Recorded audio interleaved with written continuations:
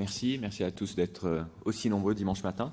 Et on va passer du coup parfaite transition sur le bloc opératoire de demain avec le microscope numérique. Je tiens toujours à remercier toute l'équipe du service à la Fondation Rothschild pour tout le travail qui est fait. Alors quand on parle de microscope numérique, c'est un microscope full digital, on va demander au numérique, donc à ChatGPT, ce qu'est le microscope full digital. Et la définition qu'il donne est assez intéressante puisqu'il parle d'un microscope qui va utiliser donc ces technologies numériques pour capturer, afficher les images, non pas de manière optique, non pas avec des lentilles traditionnelles, mais tout numérisé. Et le principal avantage de ce genre d'appareil, de machine, c'est qu'il faut imaginer le futur, c'est-à-dire pouvoir être équipé de tous les logiciels d'imagerie que vous pouvez imaginer pour pouvoir simplifier vos interventions et vos chirurgies. Alors ça ressemble à quoi un microscope numérique full digital tel que celui qui a été développé par cette société?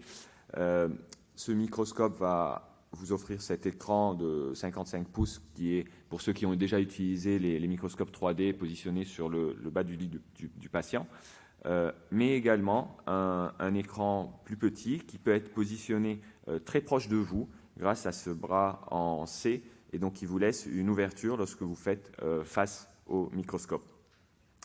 Voilà, bon, je vais vous passer ces détails-là pour des questions de temps, mais je vous montre un petit peu. J'ai eu l'occasion de l'utiliser toute cette semaine, toute la semaine dernière à l'hôpital Fondation Rothschild. Et vous voyez comment on s'installe. On a plusieurs possibilités d'installation, soit regarder à travers les oculaires digitaux, comme ici, soit, et ça c'est un point très important parce que ergonomiquement parlant, comme vous le savez, on est nombreux à avoir maintenant des problèmes au niveau du cou, des douleurs cervicales, des douleurs discales. Et si on veut tenir le coup sur des longues carrières, il faut faire attention à son positionnement au bloc opératoire. Et donc ce type de microscope est d'une grande utilité pour cela.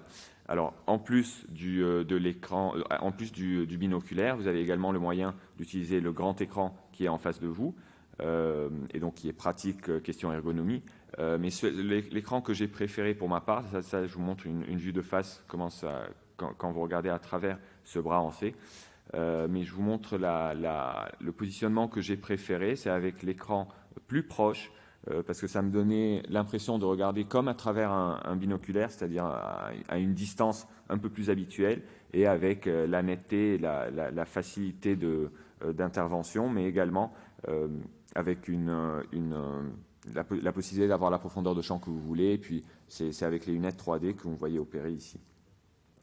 Alors il y a un mode enseignement, comme je vous disais tout à l'heure, tout ce qui est numérique, c'est-à-dire que vous pouvez faire tout ce que vous voulez sur l'écran, notamment annoter, dessiner, et c'est projeté dans le binoculaire de votre assistant, de votre interne, qui va pouvoir suivre des consignes. Donc c'est probablement ce genre de microscope qui vont intégrer tous les hôpitaux universitaires à l'avenir, parce que c'est d'une grande utilité. Bon, il y a un mode pour la rétine également.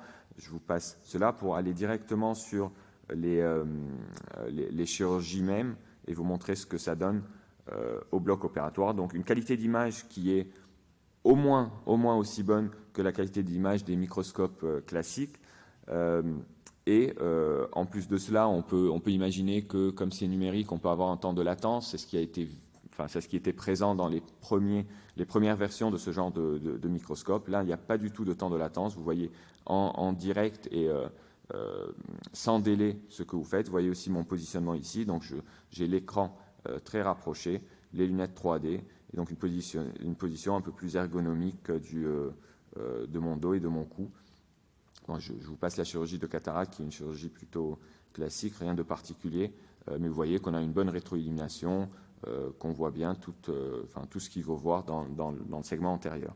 J'ai réalisé plusieurs types d'interventions, une cataracte, des implants FAC, une greffe de cornée. Je vais vous montrer au niveau de la greffe de cornée ce que ça donne, parce que qui dit numérique, qui dit également que vous pouvez faire toutes les projections, vous pouvez mettre tous les filtres que vous voulez. Si vous avez besoin d'être en noir et blanc, vous pouvez. Si vous avez besoin de voir un peu plus du bleu, vous pouvez, etc. Et donc, dans la greffe endothéliale notamment, lorsqu'on utilise la coloration bleue, on a besoin de mettre un peu plus en évidence le bleu, et vous pouvez justement renforcer ce filtrage-là pour que ça soit plus visible.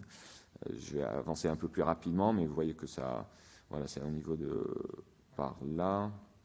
Bon, c'était une chirurgie un peu complexe également. Vous aviez déjà vu, pour ceux qui étaient là ce matin, la technique de scaffold. On va faire passer des fils de suture de problème d'I0, parce que sur un œil vitrectomisé, on a une chambre antérieure qui va rester profonde. Ça permet un peu de réduire la profondeur de la chambre antérieure pour faciliter le déroulement du greffon.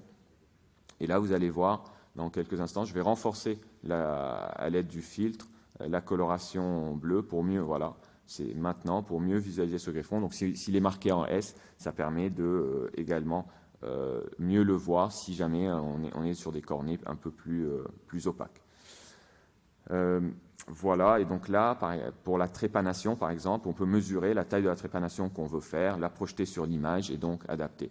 Alors, ça, c'est ce qui est déjà présent aujourd'hui. Et puis l'avenir, ça va être l'OCT qui va être embarqué dessus, avec potentiellement la topographie qui sera dessus également. Donc, vous pouvez imaginer toutes les ouvertures que ça peut faire si vous avez ça en direct dans votre bloc opératoire de demain. Merci.